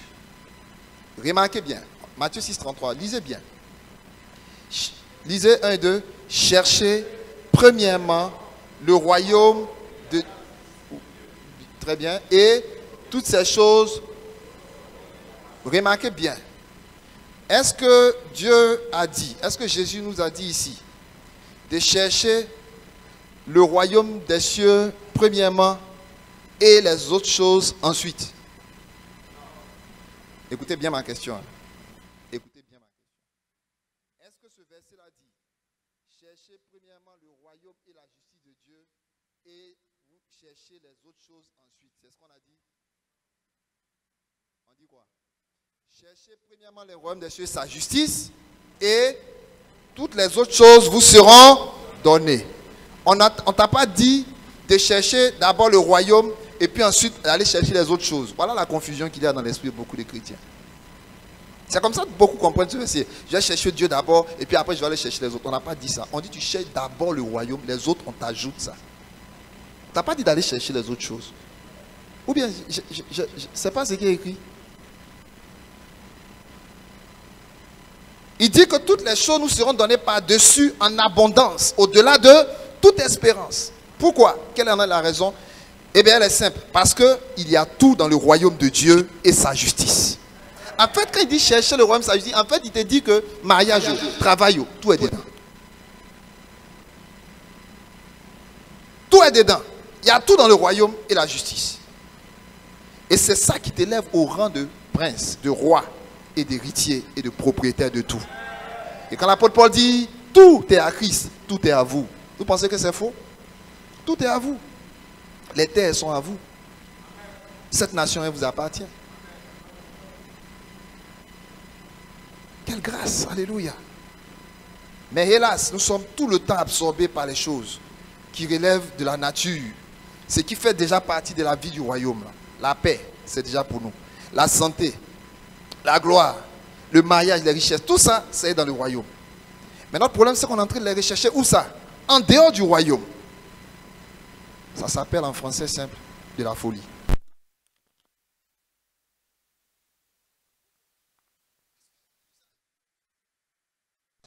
À chercher ça, la paix, la grâce, tout ça. Et puis on met au dernier plan le fait de travailler notre union avec le Saint-Esprit. Alors que quand on dit chercher le royaume, on parle du Saint-Esprit. Alléluia. Écoutez-moi bien. Les sujets de prière, je suis en train de vous parler de la prière. Sacrificateur, notre premier travail, c'est quoi? La prière. Les requêtes de prière, telles que je veux manger, ma nourriture, ma maison, boire, le vêtement, le maillage, toutes ces choses-là. Je vais vous dire quelque chose. En général, si vous faites des statistiques, ça représente 80% des sujets de prière ou du temps de prière que la plupart des gens ont. Et ça révèle l'attitude de bébé spirituel. Et vous devez savoir que le Seigneur Jésus, par rapport à cette chose, il déclare dans Matthieu 6, 32, donc juste avant le verset 33, toutes ces choses Ils remplissent même nos sujets de prière. Ce sont les païens qui les recherchent. C'est-à-dire qu'ils poursuivent ça. Toutes ces choses, ce sont les païens qui les recherchent. Et si vous regardez bien, en vérité, vous devez savoir qu'il n'y a pas beaucoup de différence entre un bébé spirituel et un païen. En réalité, il n'y a pas beaucoup de différence. Ils se ressemblent beaucoup. Mais sachez que ce n'est pas mauvais d'être un bébé spirituel. D'ailleurs, c'est un passage obligatoire. Mais ce qui est mauvais, c'est de rester un bébé spirituel. Après 2 ans, 3 ans, jusqu'à 3 ans. Après 3 ans de vie chrétienne, tu ne peux plus et tu ne dois plus être un bébé spirituel. Il y en a 10 ans de vie chrétienne, 15 ans de vie chrétienne. Ce n'est pas normal. Donc, vous devez savoir qu'il y a des étapes. Il ne faut pas demeurer bébé toute ta vie. À un moment, il faut grandir. La Bible dit dans Galates chapitre 4, verset 1, aussi longtemps que l'héritier est enfant. Il ne diffère rien d'un esclave. Quand bien même il est le propriétaire de tout, mais tous ces biens sont confiés à des tuteurs, à des administrateurs qui vont gérer ça jusqu'au temps marqué par le Père. Je prie que cette année, tu expérimentes cette croissance spirituelle qui t'amène à passer du stade de bébé spirituel au stade d'adulte, de fils, à qui on peut donner la clé de la voiture sans crainte. Alléluia. Même si ton fils a 1 an, il est propriétaire de tous tes biens, tu ne vas pas lui donner la clé de la voiture. Alléluia. Donc, il faut grandir. Il faut grandir. Et grandir aussi dans les choses et dans nos prières aussi, nous devons grandir. C'est pourquoi nous devons commencer dès maintenant, et ça c'est notre rôle, de vous former, de vous éduquer à comment prier. Je vais en parler dans cette série-là. Alors, ces sujets-là, que je vais vous donner maintenant, avant qu'on ne termine, je vais vous donner 11 sujets. Vous allez les noter, avec quelques références. Ce sont ces sujets-là, je vous les donne un peu, si vous voulez même, ce sont je peux dire les 11 sujets qui doivent occuper 80% de votre temps de prière. Et puis le reste, bon, les 20%. Ça veut dire que sur 1 heure de temps, tu dois prier autour de 48 minutes pour ces sujets que je vais citer là. Et puis les 12 minutes qui restent, c'est pour prier pour les autres choses. Alléluia. Alléluia. Donc il faut bien noter. Je ne pourrai pas détailler tout. Je vais juste citer dans un premier temps. Et puis on va prendre ça. Ça va nous servir de base de prière pour la semaine. Voilà. Premièrement, le premier sujet de prière. Pour un chrétien qui aspire à devenir mature, quelqu'un qui veut jouir de son héritage, et la prière du sacrificateur, ta première prière, prier pour le Saint-Esprit. Amen. La communion avec le Saint-Esprit. Amen, bébé. La communion avec le Saint-Esprit. Donc déjà, prier pour le baptême dans le Saint-Esprit. Prier pour la communion avec le Saint-Esprit. Actes chapitre 2, verset 39. Romains 8, verset 14. La Bible dit, la promesse dans Actes 2, 39, car la promesse donc, du Saint-Esprit est pour vous, pour vos enfants, et pour tous ceux qui sont au loin, en aussi grand nombre que le Seigneur les appellera. Amen. Amen. Voilà, donc il s'agit de prier pour avoir non seulement cette communion, prier pour recevoir le baptême dans le Saint-Esprit.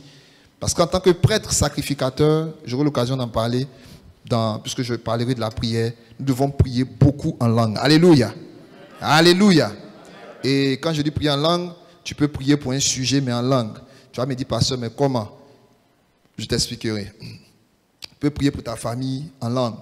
Tu peux prier pour ton travail en langue. Au lieu de prier pour dire, Seigneur, donne-moi la promotion. Là. Je veux devenir le chef comptable. Seigneur, je veux ce poste-là. Ça, tu pries avec ton intelligence. Tu peux même en train de mal prier. Mais quand tu décides de prier pour ton travail, tu te mets en esprit, tu es sacrificateur. Je vais prier pour mon travail. Et puis tu changes, tu passes en mode langue. Tu commences à prier pour ton travail en langue. À ce moment-là, ton être spirituel, le Saint-Esprit, prend le contrôle de ta langue et prie la bonne prière.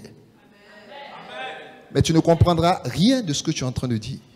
Sauf si tu demandes au Saint-Esprit le don d'interprétation, de t'expliquer qu'est-ce que tu es en train de dire. Mais généralement, tu ne vas pas forcément comprendre tout.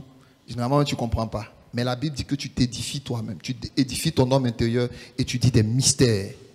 Et ça, c'est la prière 100% juste. Cette prière n'échoue jamais. Elle touche.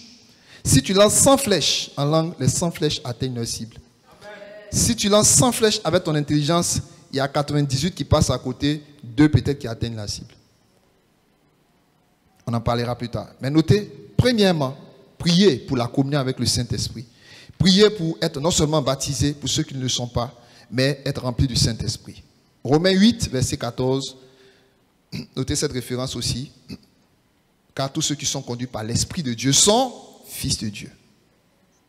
Deuxième sujet de prière, majeur. Priez pour être fortifié dans votre homme intérieur. Un sacrificateur doit prier pour fortifier son être intérieur. Éphésiens 3, 14. L'apôtre Paul, lorsqu'il priait pour ses enfants spirituels, lorsqu'il priait pour toutes les églises qu'il fondait, il avait un sujet de prière qui ne manquait pas. C'était que l'église, que les gens soient fortifiés dans leur esprit, par le Saint-Esprit, dans leur homme intérieur. Parce que quand tu es fortifié dans ton homme intérieur, alors ta vie à l'extérieur, tout sera gouverné par le Saint-Esprit. Alléluia. Tu vas avoir des résultats. Éphésiens 3, 14. 2 Corinthiens 12, 9. 2 Corinthiens 4, 16. Notez. Éphésiens 1, 7 et Éphésiens 1, 18. Éphésiens 3, 8. 2 Corinthiens 12, 9. 2 Corinthiens 4, 14. Éphésiens 1, 7. Éphésiens 1, 18 et Éphésiens 3, 8. Ça, c'est le deuxième sujet de prière majeur qui doit être dans vos sujets de prière sacrificateurs. Troisièmement, priez pour le gain des âmes, le salut des âmes, pour gagner des âmes. Priez pour le gain des âmes, le salut des âmes. Matthieu 28, verset 19. Un chrétien mature prie pour ça. Tu dois prier pour ça. Un chrétien qui veut mûrir, grandir dans les choses de Dieu, il faut laisser prier pour tes biens personnels. Là. Laisse ça. Exerce-toi à prier pour ces sujets que je te donne. Tu vas grandir plus vite. Et tu vas voir que beaucoup de choses que tu ne demandes pas vont commencer à venir dans ta vie. Alléluia. Priez pour le gain des âmes, pour que les gens soient gagnés au Seigneur. Priez pour le salut des âmes.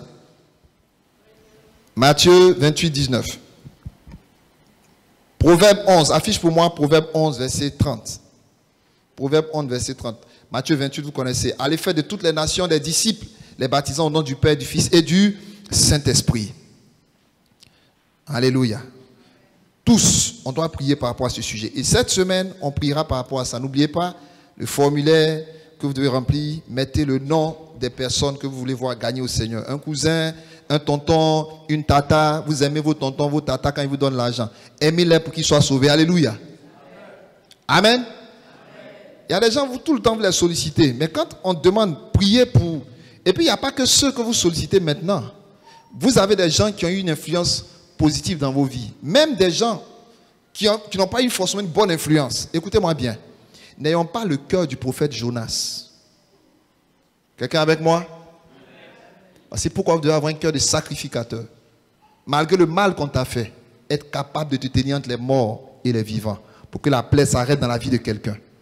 Il y a des gens, ils ne sont pas prêts. Et vous savez pourquoi nos prières ne sont pas agréables? Parce que beaucoup rentrent dans la présence de Dieu. Mais ils oublient de notre Père. Pardonne-nous nos offenses, comme nous pardonnons à ceux qui nous ont offensés. Un sacrificateur qui vient brûler l'encens, qui vient se tenir dans la présence de Dieu, doit être prêt à pardonner à tout le monde. Sinon, toi-même là, tes prières sont déjà disqualifiées. Donc, il ne faut pas aller prier comme les religieux qui pensent que c'est à force de vaines paroles, de vaines redites. Non. Et puis, écoute-moi bien, il ne faut pas penser que prier en langue va court-circuiter ça. Hein. Si tu t'as prié en langue que tu ne pardonnes pas, ta prière va nulle part. Proverbe 11:30, le fruit du juste est un arbre de vie et le sage s'empare des âmes. Nous sommes sauvés pour être des instruments de salut entre les mains du Seigneur. Alléluia. Nous devons tous être en train de tout faire pour que les gens soient sauvés. Ne faisons pas comme Jonas. Seigneur, je sais que si je m'en allais prêcher, Seigneur, je sais que si je me commence à prier pour la conversion de telle personne, mais vous savez, nous serons amenés à le faire. Et ceux qui vont rejoindre la garnison de prière, le groupe d'intercession, dans la formation que je vais vous donner, on va prendre le temps de traiter ça. Alléluia. Sinon, vous ne pourrez pas prier. Et le tout, ce n'est pas venir de prier pour prier. On doit prier pour avoir des résultats. Un sacrificateur ne prie pas avec la rancune dans le cœur. Tu ne pries pas avec quelqu'un qui est emprisonné. Non. Sinon, tes prières ne sont pas efficaces. Matthieu 9, 37 à 38. Il dit à ses disciples, la moisson est grande, mais il y a peu d'ouvriers. Priez le maître de la moisson d'envoyer des ouvriers dans sa moisson. Je reviendrai là-dessus. Quatrième sujet de prière, je vous donne les sujets de prière de la semaine, qui sont aussi les points que nous allons aborder dans l'enseignement. Priez pour la révélation de la parole. Tu dois prier pour ça. Un sacrificateur doit prier pour avoir ce qu'on appelle l'intelligence spirituelle. Toute personne qui jeûne, qui prie, sans la parole, c'est quelqu'un de dangereux. C'est pour ça, pendant le temps de jeûne, ne faites pas des grèves de la faim. Ayez le temps pour lire, pour méditer la parole de Dieu. Je vais vous dire quelque chose. Quand vous jeûnez, le jeûne n'a pas pour influence d'influencer Dieu. Le jeûne te dispose, te rend pointu, te rend tranchant, va aiguiser tes sens pour pouvoir aller posséder les choses et toucher le surnaturel. Amen. Est-ce que vous me suivez? Mais en même temps, écoutez bien, hein, quand vous jeûnez, vous provoquez le monde spirituel. Qui sait ça? Tant que tu ne jeûnes pas, ça va. Quand tu jeûnes, tu viens provoquer ta chair parce que tu mets ta chair à contribution, tu cesses de manger. Donc ton esprit commence à se préparer à quelque chose. Je vous pose la question, à quel moment Satan a osé se présenter à Jésus en face? Quand? Pendant les 40 jours, n'est-ce pas? Il s'est présenté à lui combien de fois? Chaque jour. Ce n'est pas au 40e jour. Hein? Non, il faut bien lire vos Bibles. Il y a plusieurs, c'est pour ça, 4 évangiles. Vous devez lire tout. Hein? Dans un évangile, on explique que c'est au 40e jour. Dans l'autre, on explique que pendant 40 jours, pour y être tenté. Donc pendant 40 jours, Satan a tenté Jésus. Comment vous pouvez comprendre que quelqu'un, c'est quand tu as jeûné, il vient te tenter? Qu'est-ce que ça veut dire? Que quand vous rentrez en jeûne et prière, vous avez la possibilité de rencontrer aussi des mauvais esprits. C'est pourquoi des gens sont sortis de jeûne et prière. Il y a des gens qui sont allés faire des 21 jours, des 7 jours, des 40 jours. Ils sont revenus, on ne les a plus reconnus. Avec des doctrines bizarres, avec une manière bizarre d'être. Pourquoi? Parce que quand tu jeûnes, tu rencontres le monde spirituel. Tu ne vas pas rencontrer que les esprits et les anges. Tu rencontres aussi les démons. Et si Satan se présente à Jésus pendant le temps de jeûne, mon frère, il ne faut pas te blaguer. Hein. Pendant le temps de jeûne, les mauvais esprits sont là. Maintenant, voilà le problème. Si pendant que tu jeûnes, tu ne te nourris pas avec la parole de Dieu, tu vas aller prendre d'autres choses en esprit, mais ce ne sera pas l'esprit de Dieu. C'est pour ça, si vous voulez que même pendant vos jeûnes, vous rêvez.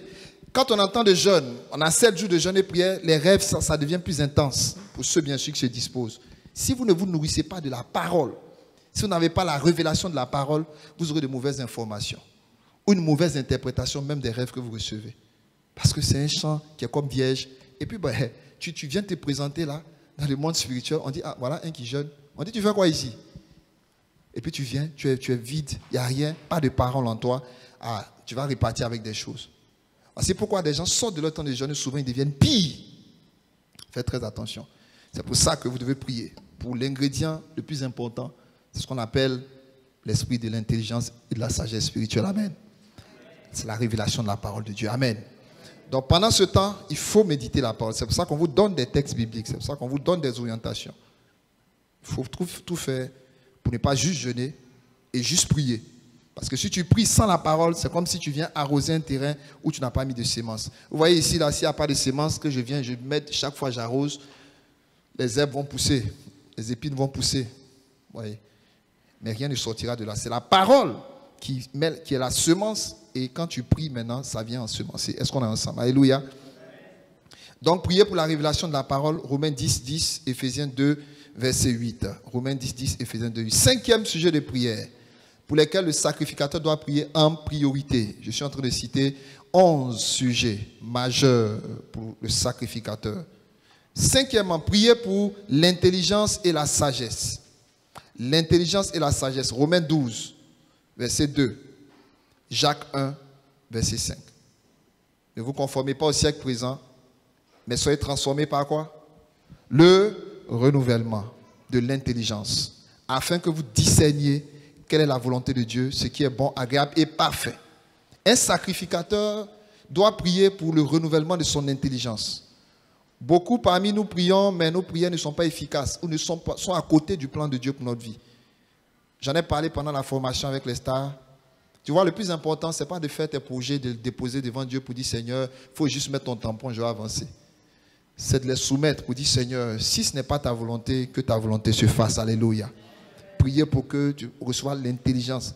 Seigneur, tu m'as amené sur la terre, pas pour venir en tourisme, pas pour me balader. Il ne faut pas juste être accroché. J'ai dit, il y a une différence entre l'ambition et la vision de Dieu.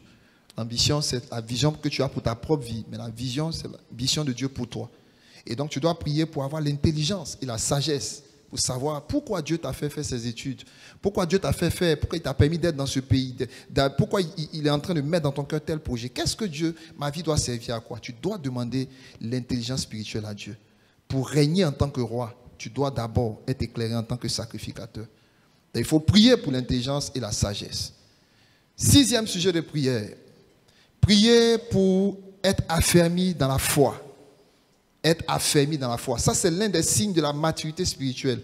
C'est la persévérance dans la foi. Malgré les épreuves, là où beaucoup de gens abandonnent, là où beaucoup de gens se relâchent, l'un des signes, et je veux dire à quelqu'un, les premières années de ta vie chrétienne, comme un bébé, ces premières années, le sein à la disposition, quand il crie, tout le monde est là. Mais quand tu auras 5 ans, 6 ans, quand il vient faire une guerre, il dit, maman, je veux boire de l'eau. On dit, va prendre au frigidaire. Va prendre au frigidaire, n'est-ce pas? C'est comme ça. La vie de prière, 3 niveaux. D'abord le demander et on vous donnera. Ça, c'est le stade de petit enfant. Où tu pries, tu demandes, on donne. Ça, c'est 1 an, 2 ans, 3 ans, 4 ans de vie chrétienne maximum. Après ça, Dieu te fait passer au 2e stade. Cherchez, vous trouverez. Ça, c'est jeunes gens. Vous êtes forts. Vous avez vécu le mal.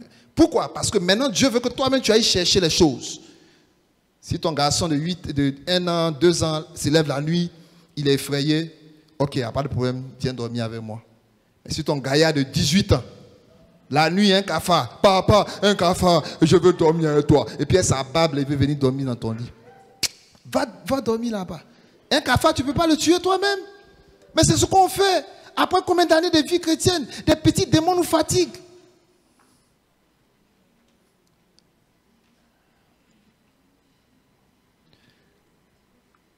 Veillez les uns sur les autres. Assure-toi que ton voisin est parmi nous. Alléluia. Ne laissez pas vos voisins. Quand vous sentez qu'il est en train de dormir, chassez l'esprit. Je vous ai dit, vous êtes autorisé à les gifler au nom du pasteur. Hein? C'est une bonne délivrance. Tu dors, tu le gifles, tu dis au nom du pasteur Oyoa. Amen. Il te gifle au nom du pasteur Oyoa. Et puis après, vous faites votre palabre. Ne venez pas chez moi. Ok. Non, mais il faut l'aider. Il ne faut pas le laisser dormir. On est en train de dire des choses de sa destinée, il dort. Il ne faut pas le laisser dormir. Est-ce que vous me comprenez? Ça, c'est le stade de quoi? Demandez, on vous donnera. Cherchez, vous trouvez. Maintenant, il y a la dernière étape, ça, c'est pour les pères. Frappez, on vous ouvrira. Vous savez pourquoi frapper est compliqué? Parce que quand tu frappes, ouvrir dépend de celui qui est derrière. C'est vrai? Ou c'est pas vrai? Tu peux frapper, il est là, il sait, il n'ouvre pas. Tu fais quoi? Frapper, insister. Parce que là, c'est une dimension où tu tapes, mais si celui qui est derrière n'est pas venu ouvrir, tu ne peux rien faire. Donc, quelquefois, Dieu va laisser les choses traîner. Mais ça, je veux dire à quelqu'un, ça dépend de ton âge spirituel. Donc, il ne faut pas vous décourager. Non, ne vous découragez pas. Tu ne peux pas demander que le Seigneur se comporte avec toi de la même manière. Pourquoi? Parce qu'il veut exercer, t'amener à exercer ton autorité dans la prière. Je dis à quelqu'un ici, vous savez, même les maris de nuit, là, il y en a, c'est parce que vous jouez, eux, ils viennent. Vous jouez avec eux. Et quand vous êtes en train de grandir dans les choses de l'esprit, ne vous contentez pas d'écouter. Allez pratiquer. Alléluia. Exercez-vous à la piété. Exercez vos choses spirituelles. Dans le spirituel, c'est comme du sport. On fait des exercices. Il ne faut pas juste être là et puis ça ne vient pas automatiquement. Il dit, ranime le don qui est en toi. Alléluia. Ranime le don. Il ne faut pas rester là, vous regardez. Femme de nuit vient. Ça fait 4 ans, elle vient. Toi, mais ça te plaît ou bien? Lève-toi dans la prière. Exerce ton autorité. Je n'ai pas dit le même jour, elle va partir. Mais commence à exercer. Commence à exercer. Tu vas voir au bout de quelques temps. Alléluia. Et pas juste avec ton intelligence, en t'appuyant sur la parole. C'est l'épée de l'esprit. Maintenant, si elle est trop têtue, bon, là, on peut faire ta délivrance. Mais tu t'es même pas exercé. On n'a qu'à tomber sur toi, on va le chasser. Non. On va chasser quelqu'un que toi-même, tu ne veux pas qu'il parte. Je veux éveiller votre esprit sur quelque chose. Vous êtes sacré. Comprenez votre identité. Vous trouvez normal qu'un esprit impur vienne dans un palais, trouver le roi, trouver le prince et commencer à faire de la violation? Vous trouvez ça normal? C'est acceptable? Non. Je prie que tu sois en colère cette semaine. Tu n'as pas dit amen. J'ai dit, je prie que tu sois en colère cette semaine. Amen. Que pendant ces 100 jours-là, qu'on soit en colère. Alléluia. Il faut que ça cesse. Alléluia. Donc, priez pour être affermi dans la foi. Jacques 1, verset 2. Mes frères, regardez comme un sujet de joie complète. Affiche ça pour nous. Un sujet de joie complète. Jacques 1, 2. Les diverses épreuves auxquelles vous pouvez être exposés. On n'a pas dit de pleurs. Sujet de joie complète. Comme le papa Kambi qui donnait l'exemple que maman a cité la dernière fois. Cette sœur-là qui est venue le voir un jour qui disait « Ah non, vraiment, pasteur, je suis fatigué, trop d'épreuves dans ma vie, c'est difficile, vraiment, je n'en peux plus. Je veux que vous puissiez prier pour moi pour que les épreuves cessent. » Il dit « Tu es sûr ?» Il dit « Oui. » Il dit « Ok, mets-toi à genoux. » Il a commencé à prier. Il dit « Seigneur, je prie que tu puisses rappeler la sœur, qu'elle puisse mourir aujourd'hui même. » Elle a levé sa tête. « Pourquoi papa, tu pries comme ça ?» Il dit « Mais si tu ne veux plus épreuve, tu vas aller au lycée tranquille. » Tu connais le lycée tranquille, non? Tu ne connais pas le lycée tranquille? William Civil. Voilà. Là-bas, tout le monde est en paix. Et puis on écrit même « Repose en paix ». Repose en paix. Quand on finit de pleurer, on te laisse. Et puis tu es en paix. C'est là-bas seulement que tu auras la paix. Tant que, quand je dis la paix, je veux dire que les épreuves vont, c'est là-bas, ça s'arrête. Bon, encore, ça dépend de où tu vas.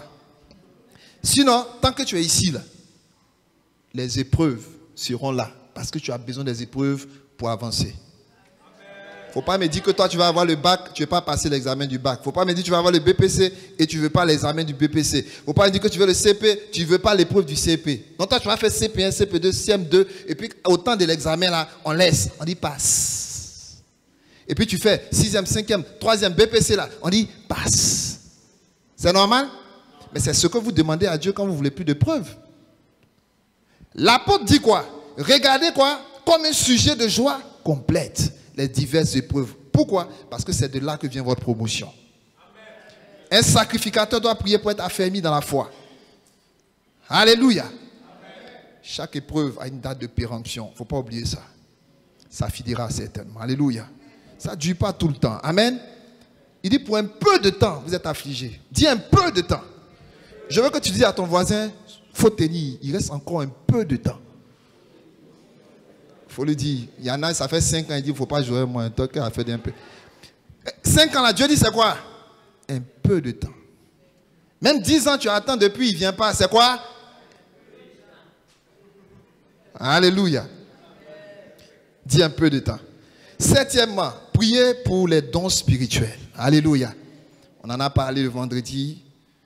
On en parlera cette semaine. 1 Corinthiens 12, 31. Aspirez aux dons les meilleurs. Romains 1, 11. Car je désire vous voir pour vous communiquer quelques dons spirituels afin que vous soyez affermis. Les dons spirituels peuvent se communiquer aussi. Amen. Les dons spirituels se communiquent. Le pasteur peut vous communiquer des dons. Amen. Oui. Il y en a des choses que vous ne savez pas faire, mais en priant, juste par l'imposition des mains, vous recevez un don. Est-ce que Paul n'a pas dit à Timothée, ranime le don qui t'a été quoi? Que tu as reçu par l'imposition des mains des anciens. Il y en a ici. On a prié pour toi, tu as reçu un don. Mais il faut que tu ailles travailler ce don. Amen. Priez pour la manifestation des dons spirituels. Tu dois exercer le don de sagesse. Tu dois exercer le don de discernement des mauvais esprits. Et aussi des bons esprits. Amen. Pas seulement pour l'église, mais aussi au travail. Tu as besoin du don de miracle. Tu as besoin du don de foi. Pour dire à ton DG, faisons cet investissement parce que ça va prendre. Il va dire, tu es sûr? Il dit, allons-y, jetons-nous dedans. Il dit, tu es sûr? Tu dis, tu es Daniel. Amen. Amen. Des gens que Dieu place pour être des gens influents. Vous avez besoin des dons du Saint-Esprit pour le travail. À l'école, vous avez besoin des dons du Saint-Esprit. Est-ce que quelqu'un est avec moi? Amen. Tu travailles à la douane, tu es dans l'armée. Tu as besoin des dons de... Tu as besoin d'avoir les dangereux Paco. Dis Paco. Un policier te fatigue trop, tu dis, ok. Il veut pas, tu as un règle et puis dans tes fatigues, tu dis, monsieur, ok, hier soir, il y a ton fils qui a eu ça, ta femme a telle chose. Je prie pour être tout de suite elle est guérie. Il va dire, monsieur, il faut passer. Alléluia. Le Saint-Esprit, c'est pour dehors. Pas seulement ici. Arrêtons d'être des religieux là. 8e, un sacrificateur doit prier pour les saints et pour les serviteurs de Dieu. Très important. Vous devez prier pour les saints. prier pour l'Église. On doit prier pour les saints. Tu imagines tous ces 11 sujets de prière là? Toi, tu es en train de depuis la tombe. Est-ce que j'ai parlé de mariage depuis là? J'ai parlé de ton mariage. J'ai parlé de ta PC. Hein? Depuis là, Dieu dit, hey, quand vous voyez les vrais sujets, c'est les vrais là, c'est les vrais. C'est les vrais que je te donne. C'est ça qui doit être sur ta liste. Ça doit occuper 80% et puis les autres là, ça te sera donné après. Alléluia. Priez pour les saints et les serviteurs de Dieu. Priez pour l'apôtre Paul lui-même. Il demandait qu'on puisse le soutenir. Il dit, priez pour moi. Amen. Il dit, ce n'est pas facile. Souvent, je vais, les portes sont fermées. Priez pour que j'ai une porte ouverte. Amen. Priez pour nous, les hommes de Dieu, on en a besoin. Amen. Est-ce que vous priez pour moi? Priez pour moi. Alléluia. Cette semaine, priez pour moi. Pendant les 100 jours, inscris-toi à la chaîne de prière et prie pour moi. Prie pour maman. Alléluia. Prie pour tous les serviteurs de Dieu que le Seigneur te mettra à cœur. Amen. Prions dans Éphésiens 6. Verset 18, notez Éphésiens 6, 18, on reviendra dessus. 9e, priez pour la soif de Dieu. Alléluia. La soif de Dieu. Vous savez, la soif de Dieu va tout déclencher dans ta vie. La soif de Dieu, ça va déclencher des choses dans ta vie. Celui qui a soif de Dieu va chercher sa présence. Celui qui a soif de Dieu va commencer à réorganiser son temps. Il va trouver qu'il passe trop de temps dans les choses futiles. Et quand j'ai donné le séminaire sur la gestion du temps la dernière fois, j'ai insisté sur une chose. Je vous ai dit, on a parlé de quoi? Tâche importante et urgente.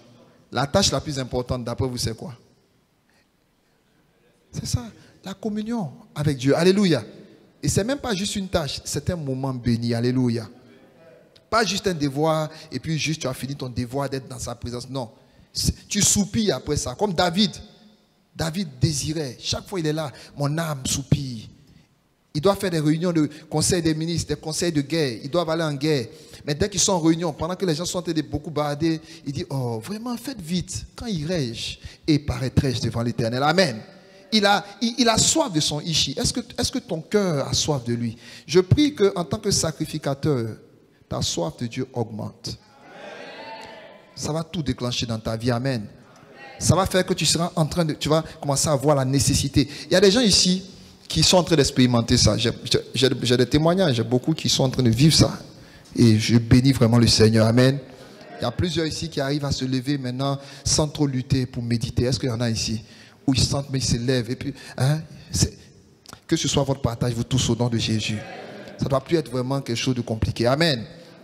Notez les références, Psaume 42, 2, Psaume 36, 8. Tout ça, c'est Psaume 63, 1. Psaume 42, 2, Psaume 36, 8, 63, 1. Ésaïe 55, 1 à 2. Vous tous qui avez soif, venez aux eaux. Amen. Jean 7, 37. Jésus s'est levé le jour de la fête, il a dit, venez, celui qui a soif. 10. Priez pour la sanctification. Alléluia. Recherchez la paix avec tous et la sanctification. Ça, je vais prendre le temps de vous expliquer, parce que je crois que ça aussi, les gens ne comprennent pas beaucoup.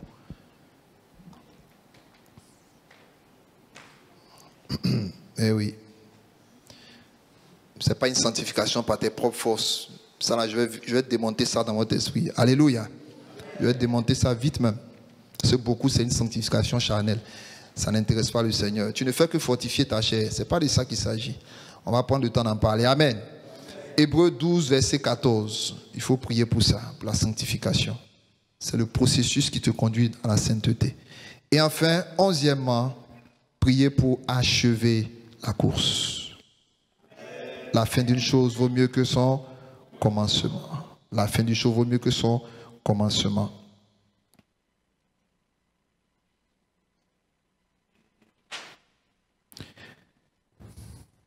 C'est dans Philippiens.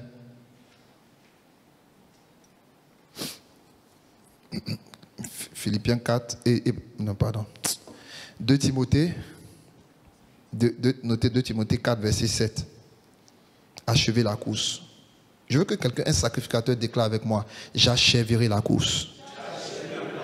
Affiche ça pour nous. 2 Timothée 4, verset 7. L'apôtre Paul déclare à la fin de sa vie, j'ai combattu le bon combat de la foi. Le gars avait fini. Hein? Vous savez que c'est possible de finir son cahier de charges et puis d'attendre la mort tranquillement. C'est possible. Jésus a achevé. Quand il a fini, il dit, it's finished. Il dit, tout est accompli. Il a fini. Jean, il a commencé, Jean 11, Jean 12, il a commencé à leur parler. Jean 13, il a lavé leurs pieds. Jean 14, il leur a dit que la paix soit avec vous. Jean 15, il leur a dit, je suis le sarment, vous êtes les cèpes, oui, celui qui demeure en moi, ainsi de suite. Jean 16, il a dit, écoutez, préparez-vous, le Saint-Esprit va venir. Jean 17, il a fait la prière sacerdotale. Jean 18, ils sont venus le prendre. Jean 19, il a été mis à mort, il est resté. Il avait fini. Je prie que tu achèves la course. C'est possible de finir et de savoir qu'on a fini. Alléluia. 2 Timothée 4, 7. J'ai combattu le bon combat. J'ai achevé la course. J'ai gardé la foi. Je prie que tu ne combattes pas le faux combat. Parce qu'il y a ce qu'on appelle le mauvais combat. Il y a ce qu'on appelle le faux combat. Beaucoup sont en train de mener des faux combats. Il y a même des palabres dans lesquelles tu es. Dieu ne t'a pas envoyé dedans. Je prie que pendant ce temps de jeûne, qui te révèle cela. Il y a des palabres dans lesquelles, vous voyez souvent, vous alourdissez vos vies par des choses, Dieu ne vous a même pas envoyé dedans. Il y a des combats, faut pas, on ne rentre pas dans tous les palabres. On ne rentre pas dans tous les palabres. Il y a des gens qui ont des palabres. Hé, il y a quoi? On dit quoi ici? On dit quoi ici? Ils rentrent dans tout. Dans la vie naturelle, c'est comme ça qu'ils font. Dans la vie spirituelle aussi, ils rentrent dans tout. On ne rentre pas dans tous les combats. Parce qu'il y a des combats là. Dieu ne te veut pas là-bas. Il te veut ailleurs. Et donc le bon combat, c'est le combat de la foi. Pas le combat de chasser des démons. C'est le combat de la foi. Ce combat-là, il te permet de maîtriser tout. Quelqu'un avec moi? Est-ce qu'il y a un sacrificateur qui est avec moi? Alléluia. Notez d'autres références. 1 Timothée 6, 12. Combat le bon combat de la foi. Saisis la vie éternelle à laquelle tu as été appelé et pour laquelle tu as fait une belle confession en présence d'un grand nombre de témoins. Jean 4, verset 34. Jean 4, verset 34. 1 Corinthiens 9, verset 24 à 27. Philippiens 3, 13 et 14. Hébreux 12, 1 et 2. Alléluia. Alléluia. Alléluia. Est-ce que ces 11 sujets de prière pourront trouver la place dans ton temps de prière? On peut se tenir debout, on peut acclamer le Seigneur. Acclamons le Seigneur. Voici 11 sujets de prière majeurs qui doivent être. Alléluia. Dis merci au Seigneur, dis-lui merci. Disons